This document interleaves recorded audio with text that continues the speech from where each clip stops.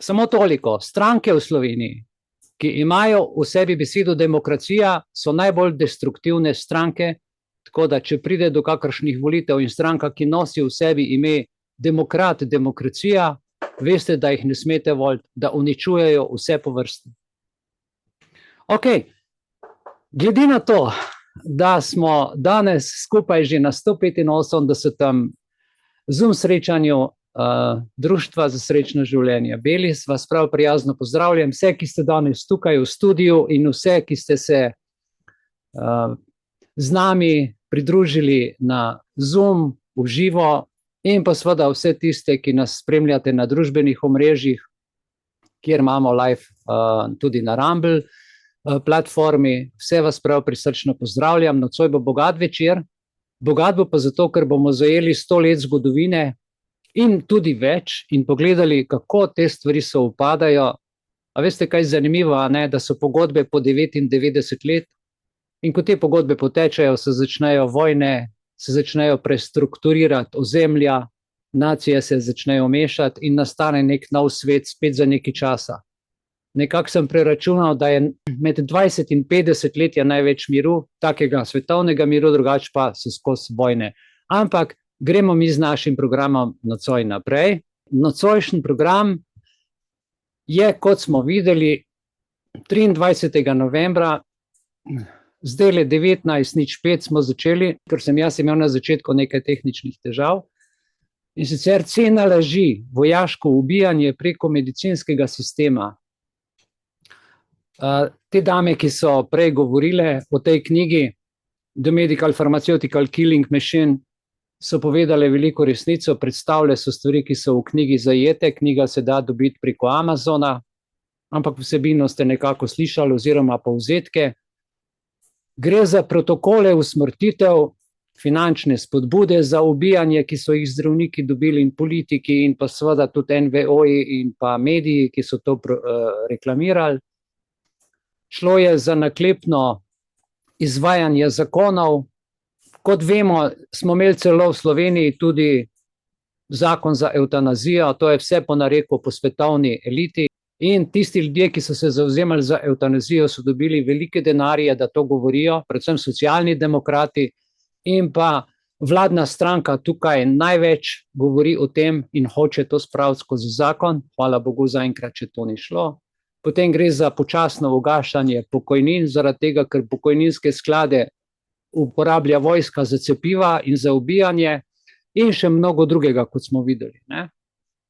Tako da v videu je govorila skupina strokovnjakinj, ki se je osredotočila na vse to, tako da bi se jaz posredno zahvalil vsem tem gospem za ozaveščanje in pa seveda avtorju, ki je napisal to novo knjigo, ki raziskuje zgodovino škodljivih vplivov medicine in pa vse te industrije, ki se zdaj v zadnjem času razvija.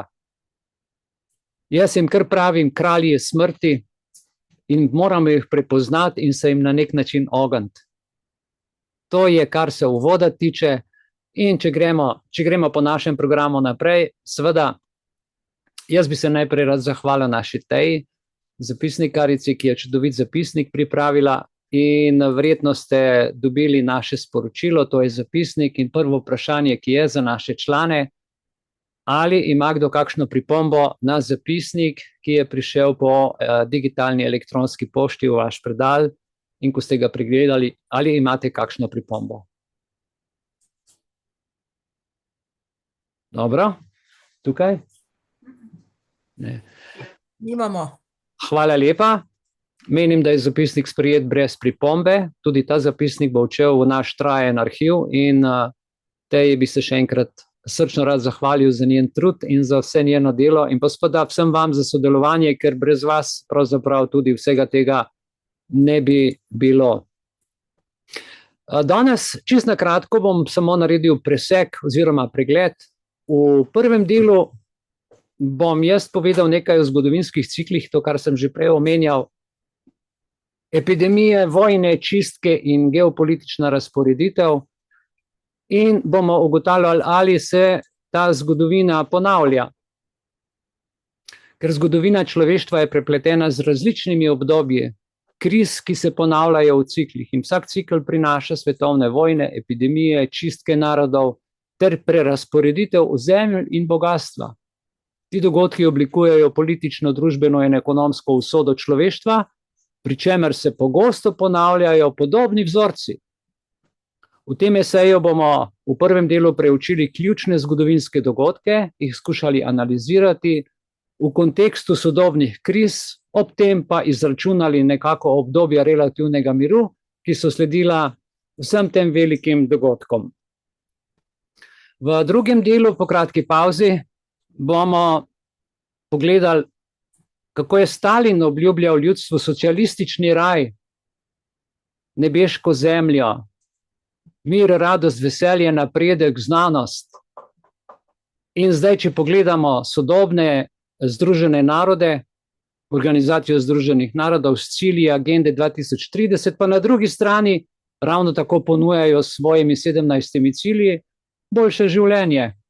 In v tem drugem delu si bomo pogledali ta predhodni Stalinov socialistični projekt, ki je pravzaprav bil v osnovi usmerjen v izgradnjo socialistične družbe, kjer je bila vsa proizvodnja in distribucija virov pod nadzorom države.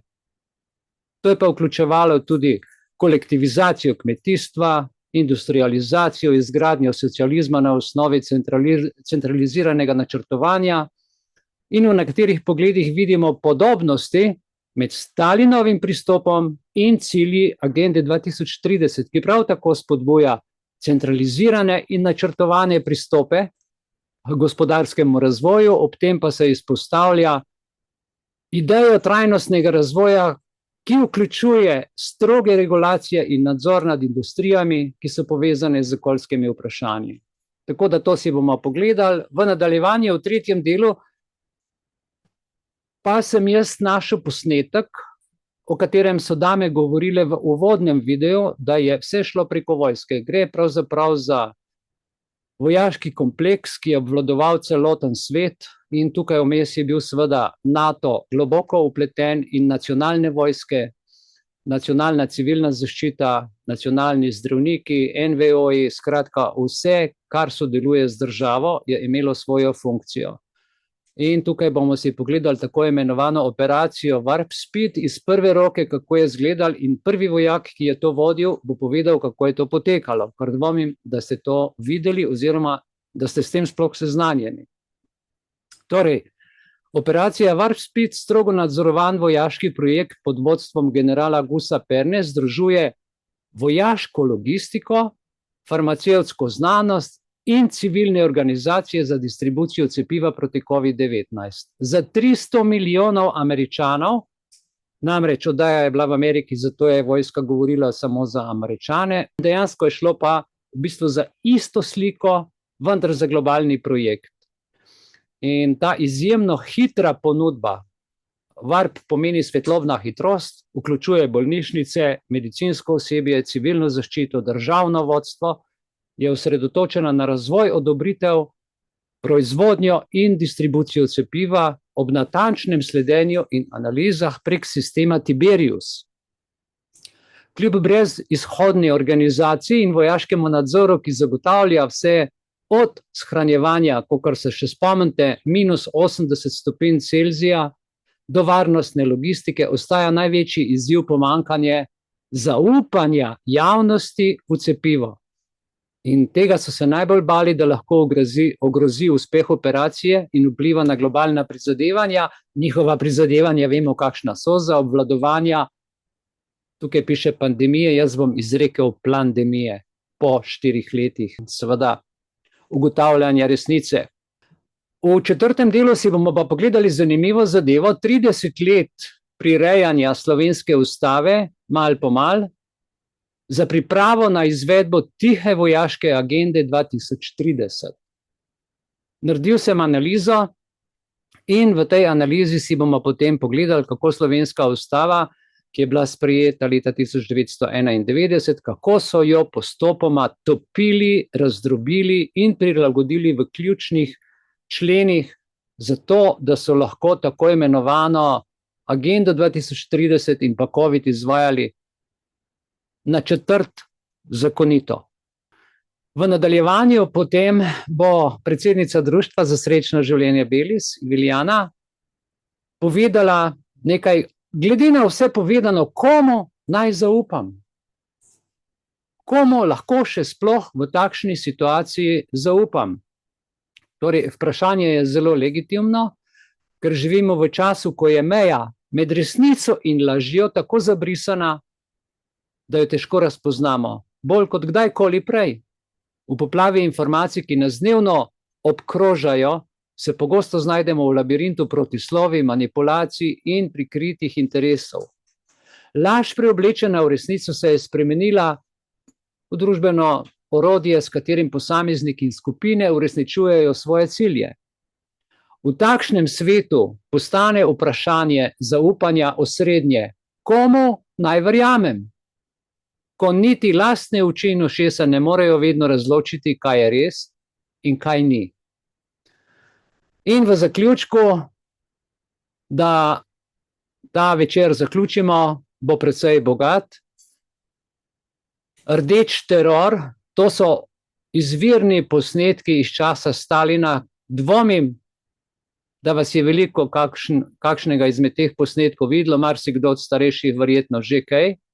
Vendar so se arhivi po 50-60 letih odprli in marsikdo si je vzel čas, šel v arhive in tako so sestavili ta dokumentarni film Stalin in rdeči teror. Čisto na kratko, poleti 1945 je Moskva slavila zmago nad nacistično Nemčijo. A za to evforijo se skriva temna ironija. Na čelu slavja je stal Josip Stalin, ki je bil slavljen kot junak, a v resnici je njegov režim prinesel neizmerno gorje. Med več kot 30-letno vladavino je zaradi njegove politike umrlo več kot, torej uradno, 20 milijonov ljudi od lakote, ki jo je povzročila kolektivizacija od množičnih čistk in taborišč Gulag. Kljub brutalnosti je Stalin mojstrsko gradil, veste, mit o sebi kot o neomajnem voditelju in preslepil svet z močjo propagande. Po zmagi v drugi svetovni vojni, kjer ga je uspel v bitki za Stalingrad, so ga povzdignili pravzaprav neko svetovno priznanje, je nadaljeval s politiko Gulag represije.